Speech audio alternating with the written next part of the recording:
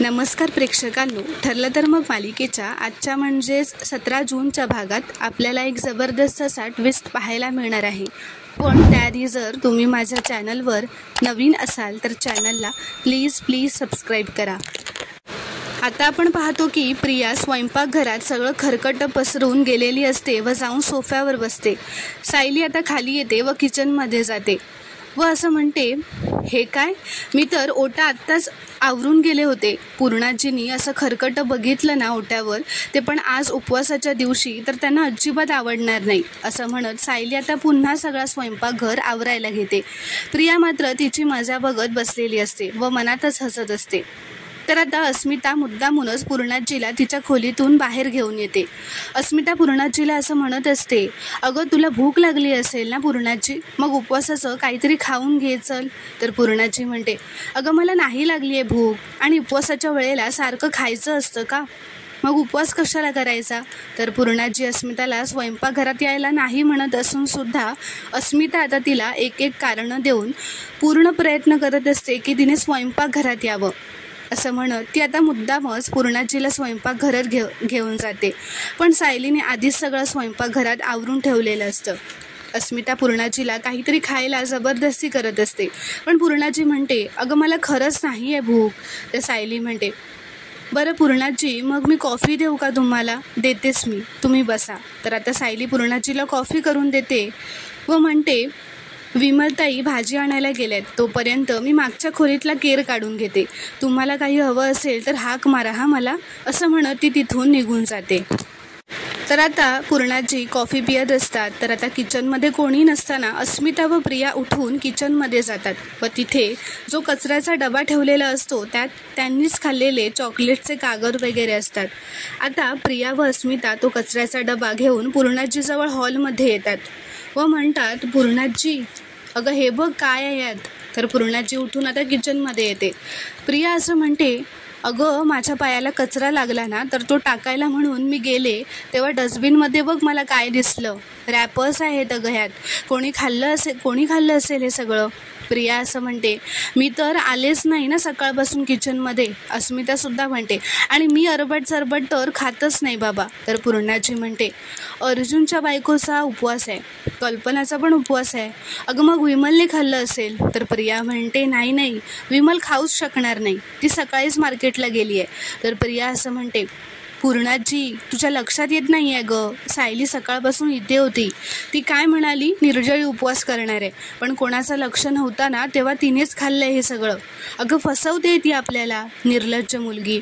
तर तेवढ्यात सायली तिथे येते व विचारते, काय झालं पूर्णाजी, काही हवं आहे का तुम्हाला, तुम्ही का उठलात. तर पूर्णाजी रागातच म्हणते, मला काही नको आहे, पण हे डस्टबिनमधलं कोणी खाल्लं आहे ते सांग. तर सायली म्हणते, मला नाही माहीत पूर्णाजी, मी पण या पिशव्या आत्ताच बघते. तर तेवढ्यात कल्पना तिथे येते व म्हणते, काय किचनमध्ये एवढी कसली मीटिंग चालली आहे. तर प्रिया म्हणते, अगं आई बघ ना, कोणीतरी उपवास मोडल्याचे पुरावे सापडलेत मला, या डस्टबिनमध्ये रॅपर्स आहेत, हे बघ. ती असं म्हणते, आता आपण तर उपवास मोडला नसणार ना, मग कोणी खाल्लं असणार. तर अस्मितासुद्धा म्हणते, हे सगळं ना या सायलीने खाल्लंय, तुम्हाला उपवास करणार असं सांगून धूळ फेकते तुमच्या डोळ्यात. तर सायली म्हणते, नाही आई, अहो सकाळपासून मी काही खाणं तर सोडा, साधा पाण्याचा थेंबही घेतला नाही आहे. तर अस्मिता म्हणते, गप्प बस ग, तूच खाल्लेस हे सगळं, उगाच खोटं बोलू नकोस. पूर्णाजी म्हणते, या मुलीने देवधर्माच्या बाबतीत कधीच हलगर्जीपणा केला नाही आहे, पण आजचं चित्र वेगळंच दिसतंय, असं ती सायलीकडे बघत म्हणते. तर सायली आता असं म्हणते, पूर्णाजी तुम्हाला खरंच असं वाटतंय की मी असा उपवास मोडेन. पूर्णाजी, आई, अहो माझ्यावर नाही, निदान माझ्या श्रद्धेवर तरी विश्वास ठेवा, मी हे असं कधीच करू शकणार नाही, इतकं तर तुम्ही मला ओळखता ना. तर आता प्रिया व अस्मिता एकमेकींकडे बघून मनातच सायलीवर हसत असतात, आणि हे सायलीने बघितलेलं असतं व तिला समजलेलं असतं की हे या दोघींनीच केलं आहे. सायली मनातच म्हणते, आई आणि पूर्णाजींना तूच भडकवतेस प्रिया, पण माझ्या हातात पुरावे असल्याशिवाय मी या दोघींना खरं पण पटवून देऊ शकणार नाही आहे, पण तुझ्या खोलीत मला नक्की काही ना काहीतरी पुरावा मिळेलच. तर आता सायली प्रियाच्या खोलीत झाडू व सुपली घेऊन केर काढायला येते व असं म्हणते, त्या पिशव्या मी कचरा पेटीत टाकल्या असं भासवण्यासाठी प्रियाने इथेच काहीतरी खाल्लं असणार, म्हणजे काहीतरी पुरावे मला इथे सापडतीलच. याचाच अर्थ मी उपवास नाही प्रियाने मोडलाय हे आईंना कळायलाच हवं. आता सायली तिच्या खोलीत केर काढते तेव्हा तिला कचरा सापडतो. त्यामध्ये प्रियानेच खाल्लेले रॅपर्स वगैरे असतात. ती आता कल्पना, प्रिया व अस्मिताला हाक मारून त्यांच्या खोलीत बोलावून घेते. आता त्या तिघीही खोलीत येतात. सायली असं म्हणते, आई मी इथे केर काढला तर हे बघा मला इथे काय पडलेलं सापडले. तर कल्पना म्हणते, अगं हे तर तेच खाणं आहे ना ज्यांचे रॅपर्स किचनच्या डस्टबिनमध्ये होते. तर सायली म्हणते, हो म्हणजे हे कोणी खाल्लंय आई, मी की प्रियाने? कारण अश्विन भाऊजी तर हे असलं काहीच खात नाही आणि चुकून खाल्लंच ना त्यांनी तरी ते जमिनीवर असा कचरा फेकणार नाहीत. हे असलं काहीतरी फक्त प्रियाच करू शकते. त्यामुळे प्रियाने फक्त माझ्यावर खोटा आरोप नाही केलेला, स्वतः उपवास मोडलाय. तर प्रिया म्हणते, ए सायली उगाच वाटेल ते आरोप करू नकोसा माझ्यावर. तर कल्पना म्हणते, पण तन्वी तुझ्या रूममध्ये दुसरं कोण खाणार आहे गं? असलं काही अश्विन तर कधीच खात नाही. तर प्रिया आता खोटं नाटक करत म्हणते, आई मी खाल्लं पण आज नाही खाल्लंय मी हे काल खाल्लंय. कचरा पडला ना ते उचलायचं राहून गेलं असेल. आज कसं खाईन मी, आज उपवास आहे ना माझा. तर आता तेवढ्यातच पूर्णाची कल्पनाला बाहेरून हाक मारत असते. तर प्रिया म्हणते, आई हा विषय आता इथेच संपवून टाकूयात आपण. ती म्हणते, ही सायली काहीतरी खोटं नाटं बोलेल आणि पूर्णाजीला त्याचा त्रास होईल ग. तर कल्पना म्हणते, नाही हे सगळं ना पूर्णाजीच्या कानावरती घातलंच पाहिजे. तर आता त्या सगळ्याच बाहेर जातात. कल्पना पूर्णाजीला असं म्हणते, पूर्णाई आता तुम्हीच सांगा, मगाशी डस्टबिनमध्ये जे रॅपर्स सापडले ना त्याचंच खाणं आणि ते रॅपर्सचे तुकडे तन्वीच्या रूममध्ये सापडलेत. तर पूर्णाजी म्हणते, काय म्हणजे तन्वी तू उपवास मोडलायस आणि अर्जुनच्या बायकोवर नाव घेत होतीस तिने मोडला म्हणून. तर प्रिया आता पूर्णाजीला म्हणते, नाही पूर्णाजी मी उपवास नाही मोडलाय, ते सापडले ना ते मी काल खाल्लं होतं, त्याचा कचरा उचलायचा राहून गेला. तर विमल पण आता मार्केटमधून सामान घेऊन आलेली असते.